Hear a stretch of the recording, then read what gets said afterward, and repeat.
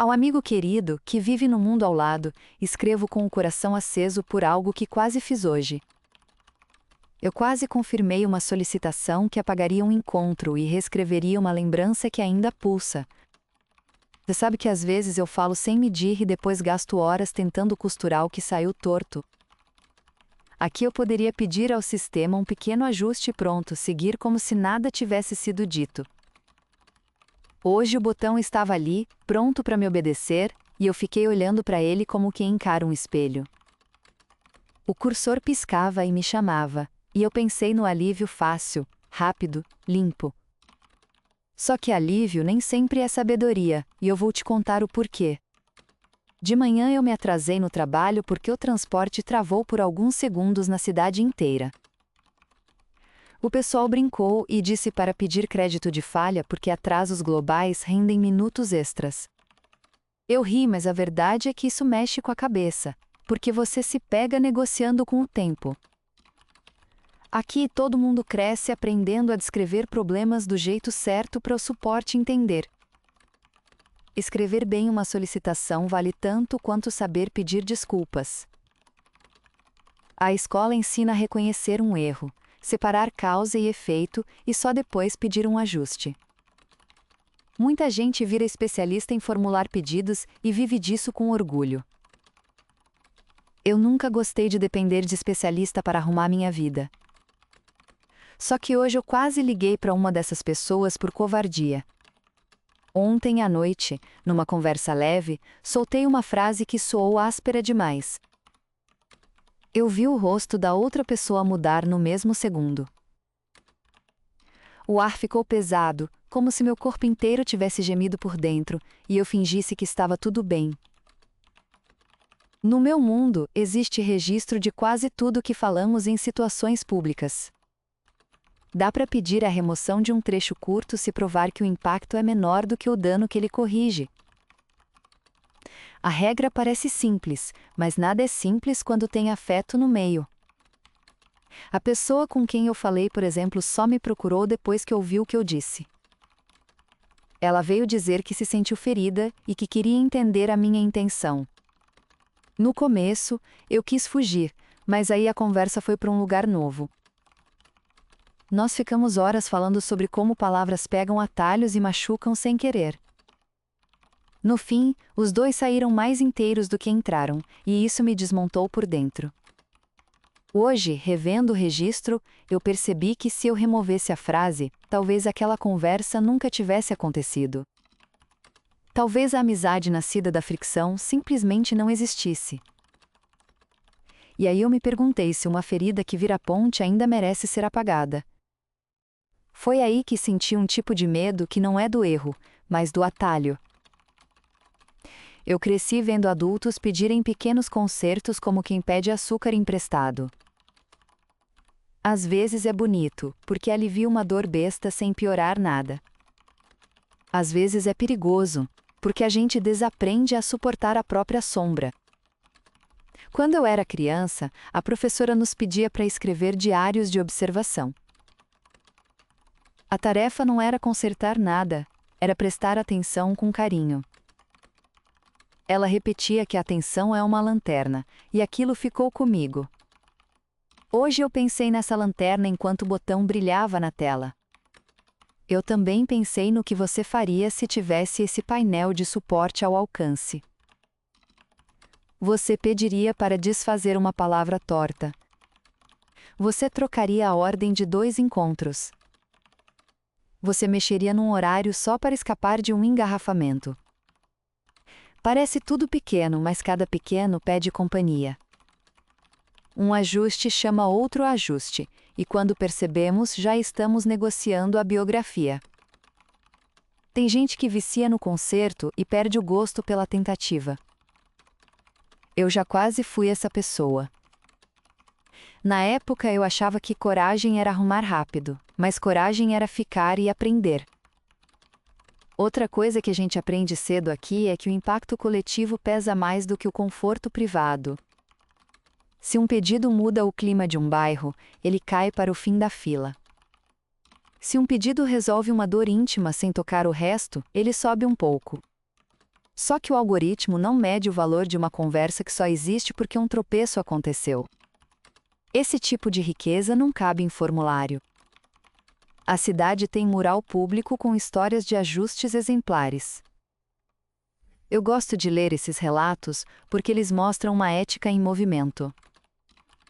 Um casal cancelou a própria correção quando entendeu que o mal-entendido virou humor íntimo. Um ciclista preferiu manter a chuva que atrasou uma prova porque o esforço o ensinou a cuidar do corpo. Uma enfermeira manteve um erro de trajeto que a fez passar em frente a um curso noturno. Ela entrou, estudou e agora coordena um posto de saúde. Em todos esses casos, o que parecia defeito virou desenho. Ainda assim, eu entendo quem pede ajuste. Nem todo tropeço vira poema, e nem todo corte cicatriza bonito. Na semana passada, por exemplo, meu vizinho pediu um microacerto para recuperar um número de telefone perdido. Ele recuperou o contato e resolveu um problema urgente, e a vida andou. Às vezes, consertar rápido é a forma mais gentil de continuar.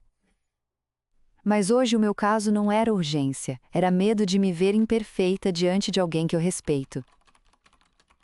Eu abri a solicitação e descrevi a frase com clareza. O sistema sugeriu alternativas de ajuste que preservariam as partes essenciais da noite. Uma dessas alternativas inseria um silêncio que evitaria a faísca do conflito. Outra trocaria uma palavra por outra, mais leve, mas menos verdadeira. O rascunho ficou pronto em segundos, e eu encarei a opção de apagar a ponte que a dor construiu. Você sabe quando a gente respira e sente que o corpo quer correr, mas a alma pede calma. Eu senti isso, e desci com os olhos até o botão de confirmar. O botão parecia pequeno, mas guardava um mundo inteiro. Eu fechei a aba e deixei a tela me olhar sem resposta. Depois caminhei até a janela como quem abre uma fronteira. Pensei na minha mãe dizendo que palavra dita não volta, mas pode voltar em forma de gesto. Hoje eu preferi o gesto. Eu escrevi para a pessoa e contei o que eu quase fiz. Ela respondeu com um áudio curto e carinhoso. Ela disse que a noite de ontem tinha sido dura e bela, e que preferia o real inacabado ao perfeito editado. Eu chorei um pouco porque às vezes é isso que salva a nossa parte mais honesta. Agora eu te escrevo porque você é meu porto do outro lado. Você vive num lugar onde o concerto não está na tela, está no tempo e no cuidado. Eu imagino que isso seja pesado e ao mesmo tempo libertador. A ideia de que tudo fica mesmo quando dói, dá um tipo de raiz. Aqui a gente tem a tentação do atalho e tenta transformar atalho em aprendizagem. Eu estou reaprendendo a andar devagar quando a pressa grita. Eu precisava te contar, porque a sua maneira de lidar com falhas me inspira. Você costuma ouvir até o fim e só depois responder. Você deixa o silêncio fazer o trabalho de limpar a névoa. Eu queria lembrar disso antes de abrir aquele painel. Fico pensando em como seria a sua cidade com o nosso suporte sempre à mão. Talvez menos desculpas virassem encontros. Talvez mais desculpas virassem pontes. Talvez muita coisa que hoje é conversa virasse configuração. E eu não sei se isso é melhor ou perda. Às vezes eu sonho com uma tarde no seu mundo sem nenhuma opção de editar. Eu gostaria de falar algo errado e resolver com café, olhos nos olhos e respiração mansa. Eu gostaria de sentir o peso inteiro de uma escolha sem menu de retorno. Hoje eu provei um pouco disso quando disse não ao botão. A recusa do ajuste me deu um tipo de pureza que eu tinha esquecido. Eu continuei o dia com uma alegria humilde. Eu respondi mensagens com mais atenção. Eu caminhei para casa sem fone só para ouvir a cidade sem filtro. À noite eu reli conversas antigas e encontrei versões minhas que eu teria apagado se pudesse. Eu agradeci a cada uma delas por ter resistido ao meu impulso de arrumar. Em casa, eu deixei o computador aberto e respirei fundo. Eu prometi a mim mesma que só vou abrir o painel quando a vida estiver em risco real. Eu não quero viver sob a tutela do medo disfarçado de eficiência. Eu quero guardar espaço para arrependimento seguido de reparo humano. Eu quero a chance de errar sem me perder de mim. Hoje entendi que dignidade também é não apertar. Amanhã eu talvez tropece de novo porque sou gente. Tomara que eu lembre de te escrever quando isso acontecer, porque a sua escuta me coloca no eixo. Eu guardei a solicitação incompleta como lembrança de um caminho que decidi não pegar. Isso virou um pequeno altar de escolha na minha área de trabalho. Na próxima vez que o cursor piscar, vou perguntar ao meu peito antes de perguntar ao sistema. Se a resposta vier quente, eu fico. Se vier fria, eu vejo como aquecer antes de mexer no passado. Uma amiga me contou que anda anotando erros que não quer corrigir. Ela chama de coleção de pedras que brilham. Eu adorei a ideia e comecei a minha coleção com a frase de ontem. Eu escrevi a frase num cartão e coloquei no bolso. É leve e pesado ao mesmo tempo, como quase tudo que vale.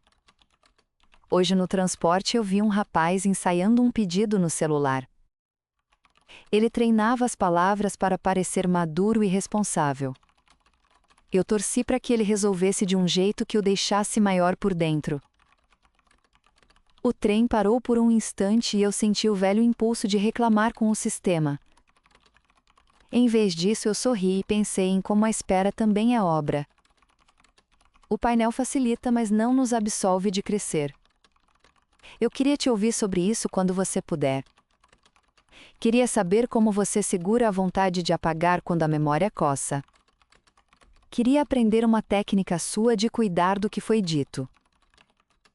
Eu posso te ensinar como descrevemos problemas para o suporte, se você quiser conhecer a nossa prática. Às vezes, descobrir a técnica do outro ajuda a honrar a própria. Eu também queria te contar de uma família aqui do bairro que faz mutirões de não ajuste aos domingos. Eles se reúnem para falar de uma falha da semana e elogiar o que nasceu da falha. A mesa tem pão, risadas e silêncios e ninguém abre o painel até segunda. Eu fui uma vez e saí de lá mais leve. Eles me lembraram que bondade é uma tecnologia poderosa. Eu trouxe essa tecnologia para dentro de mim hoje. Sempre que eu lembrar da frase de ontem, eu vou lembrar da amizade que ela acendeu. Eu quero que a lembrança arda sem me queimar. Eu quero que ela ilumine o meu cuidado com quem eu gosto. Eu quero que a minha voz aprenda a ser firme sem ferir e doer sem fugir. Escrever para você me ensinou a colocar a dor em ordem de um jeito simples. Eu sinto que estou conversando com a parte de mim que não tem botões. É por isso que eu te chamo de amigo do mundo ao lado. Você é minha lembrança de que a vida cabe no peito antes de caber na tela. Eu sei que no seu mundo, tudo depende mais do encontro do que do ajuste. Eu queria te enviar uma tarde daqui sem ruídos para você escutar como a cidade respira. Se eu pudesse, eu colocaria essa respiração num envelope e te entregaria. Já que não posso, mando estas linhas que também respiram. Se você tiver um conselho para quando a vergonha gritar, me escreve. Se você tiver um segredo para quando a pressa apertar, me conta. Eu prometo ouvir com calma e guardar o que for preciso. Eu vou terminar por hoje porque já é tarde e eu estou serena. Ser serenidade depois de quase apertar é como chegar em casa depois de uma estrada longa. Obrigada por existir do outro lado e me dar horizonte. Obrigada por gostar de histórias onde o erro vira encontro. Obrigada por me lembrar que crescer é mais demorado do que corrigir. Eu gosto desse demoramento que me dá colo e me dá coragem. Se eu pudesse te ver agora, eu te daria um abraço que não cabe em nenhuma configuração. Eu vou dormir com a janela aberta para ouvir a noite inteira, até o começo do dia. Talvez eu sonhe com a cena de ontem e acorde sorrindo. Talvez eu nem sonhe e acorde com vontade de cozinhar algo simples. Em qualquer caso, eu quero que o amanhã chegue com gentileza. E se eu tropeçar, eu já sei, eu escrevo para você antes de abrir qualquer painel. Obrigada por ler mesmo sem saber exatamente como minha cidade funciona. Obrigada por confiar na minha tradução do que eu sinto. Eu vou ficar aqui um pouco em silêncio antes de enviar esta carta. O silêncio também escreve. O silêncio é o tipo de ajuste que não precisa de sistema. Uma última coisa antes de encerrar, meu amigo. Eu escolhi ficar com o real do jeito que ele chegou. Eu escolhi deixar que a conversa de ontem continue fazendo raiz nos dois. Eu escolhi que a minha palavra aprenda a pedir perdão sem apagar o caminho. Se um dia eu mudar de ideia, eu te conto com a mesma honestidade. Por enquanto, eu só quero viver o que veio e cuidar do que vem. Da amiga que vive no mundo ao lado, eu me despeço com um sorriso que você não vê, mas sente. Da amiga que aprendeu hoje a dizer não ao atalho, eu te agradeço por guardar este relato. Da amiga que ainda erra e tenta de novo, eu te mando a luz que tenho. Da amiga que te escreve como quem respira melhor, eu assino sem assinar. Da amiga que confia em você, eu termino a carta com calma e com afeto. Da amiga que escolhe a ponte em vez do apagamento, eu digo boa noite. Da amiga que fala baixo para caber no seu ouvido, eu digo até já. Obrigada por ouvir minha carta até o final. Se você gostou, deixe um like porque isso ajuda muito o canal. Se quiser caminhar comigo, inscreva-se e ative as notificações. Escreva um comentário dizendo que escolha você faria diante de um botão de ajuste. Se puder apoiar, use o QR no canto do vídeo ou o link na descrição para fazer uma doação. Na descrição você também encontra links para outras séries bem diferentes deste conteúdo. Eu me despeço com carinho e te convido a voltar para o próximo episódio. Até a próxima e cuide do que você diz e do que você sente.